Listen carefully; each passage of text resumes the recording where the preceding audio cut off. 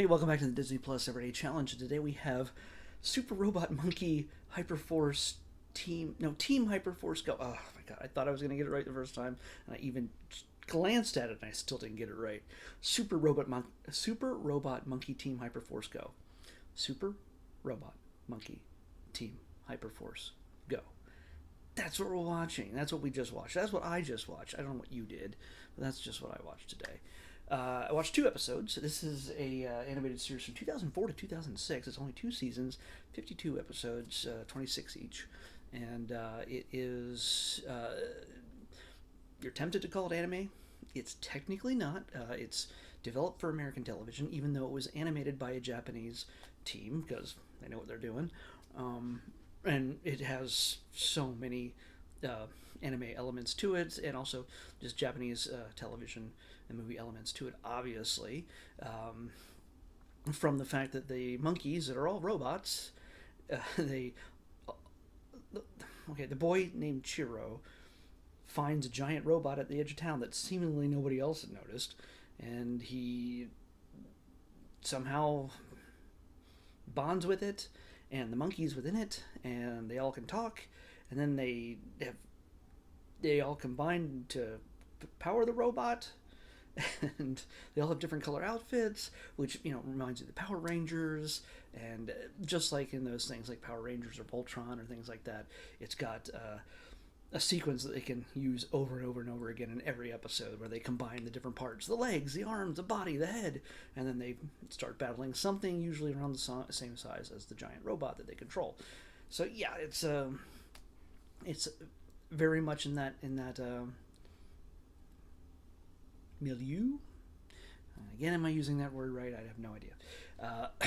But yeah, it's definitely has an anime feel to it. It's meant to feel that way, but yet it is made for American television, and it has lots of American pop culture references, and it also, I mean, honestly, even if it was made in Japan, they would have still picked American actors to portray the different characters, and this one is chock full of so many big names. Ugh, I'm gonna have to spend some time just going over it. Chiro is played by Greg Sipes, but the monkeys are the ones that you might recognize more. Kevin Michael Richardson plays Antari. He's the smart one. He's the head. Kevin Michael Richardson, endless amount of animation, voiceover, acting. He's even done Darth Vader, so for the Star Wars stuff. Tom Kenny plays Gibson. Tom Kenny is SpongeBob SquarePants. Carrie Walgren is Nova. Carrie Walgren, for those of you who do know some anime, whenever I hear her voice in this, I hear Haruko from Fooly Cooly. So you get that feel. It's a very different character, though. We get Tom Clancy as Otto. Tom Clancy has been a voiceover actor in just about everything you've ever watched, but he's also a live-action actor. You've seen him in a ton of movies and TV shows. Look him up, you will recognize him immediately. Corey Feldman plays Sparks. Corey Feldman, Lost Boys, he's been around for a while, and he has done tons and tons and tons of work. But I don't think he does as much cartoon stuff as the rest of these. But here you go. And of course, the big villain in this is the Skeleton King, voiced by none other than Luke Skywalker himself, Mark Hamill. So yeah, and that's just scratching the surface. There's tons of guest voices in this. Everybody from James Hong, D. Bradley Baker, who's is all the voices of the clones in the Clone Wars. Eric Idle from Monty Python shows up. Jeffrey Combs from Star Trek, who's played a half dozen different characters on Star Trek in every iteration of Star Trek almost. Meredith Salinger, Bruce Campbell. I mean, Tara Strong. She's by the way, this has a very Powerpuff Girls kind of feel to it, of course, because Powerpuff Girls is also American, based on an anime feel style, but she plays Bubbles on that. Diedrich Bader. He's in a billion things. Office Space is one of his older things. Oh my God, Robert Englund, Freddy from Nightmare on Elm Street, Frank Welker, who of course does tons and tons of voices, Lacey Chabert, who is Party of Five and Lost in Space, and so many other things. Cassandra Peterson. Now that's a name some of you might not recognize, but she's visually, you probably have seen her before because she's Elvira. So Elvira shows up in this. God, Busy Phillips, man, oh, jeez. Kerwood Smith, Rip Taylor, good grief, Michael York, Will Wheaton from Star Trek Next Generation, and of course Jim Cummings, who is Winnie the Pooh, and also Hondo Ohnaka. Oh, and John Rice Davies. He's oh, can I say it? He's Sala in Indiana Jones, but he's also and my axe from Lord of the Rings. My brain is not saying it. I'm not going to click through, but you know who I'm talking about. He's, yeah.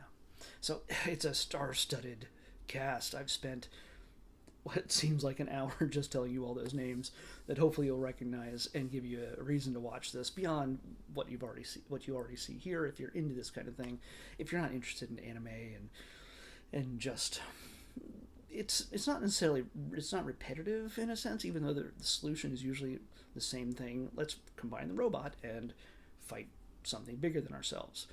Teamwork. In this case, it's they vary. I've only watched 2 episodes, so the second one, the first one deals with meeting all the characters, of course, and Chiro falling in love, which pulls him away from his duties as part of the team when the Skeleton King attacks. And the second one deals with Chiro's fear of water when suddenly all the water drains out of the city, and they have to go underground to figure out where it all went.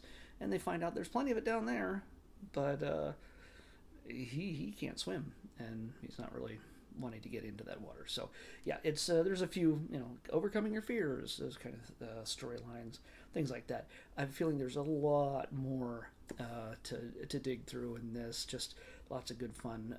Beyond, these first 2 episodes pretty much just sort of establish who the characters are, getting to know them. But in understanding the humor and the style and everything else, I think kids will love this. Adults can appreciate it because, again, between recognizing the voices and just the pop culture references, I think we'd all get a kick out of it. So, and there's lots of just sort of unassociated humor that's like not necessary to the story or anything else, that just they keep coming back to. It's kind of neat. One little girl is, for some reason, she has what looks like an ice cream cone, but it's electrical, and when it gets wet, it zaps her, and she just gets zapped a couple times.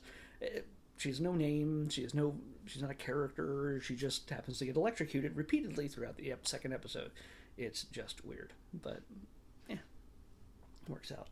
But yeah, you know what? I'm gonna do it. I wasn't sure. I'm gonna add it to my list. I'm going to add it to my watch list, the many, many things that are on there that I'm going to finish. So yeah, I only have 50 more episodes to go. This will be a good little distraction while I'm eating breakfast or lunch to watch, to entertain me, give me some energy, maybe. But yeah, it's a good, fun little show, and I think if you didn't grow up with it, it's time to check it out. And if you did grow up with it, well, it's time to revisit and relive that era, which was only 15 years ago. Anyway, so old. Anyway, here, let's pick tomorrow's episode. 151. All right, 151.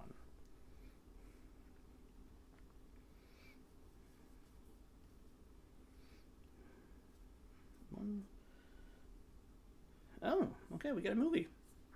Which, after doing series and documentaries and everything else, we got a movie that doesn't necessarily, it's not a Disney film. I think it might have been one of the acquisitions from Fox. But we're going to check out one of the classics turned into an animated film. A classic book turned into an animated film. Dr. Seuss's Horton Hears a Who. So, all right. Let's check that out. Dr. Seuss's Horton Hears a Who is what we're watching next on the Disney Plus Everyday Challenge. I'll see you back here tomorrow.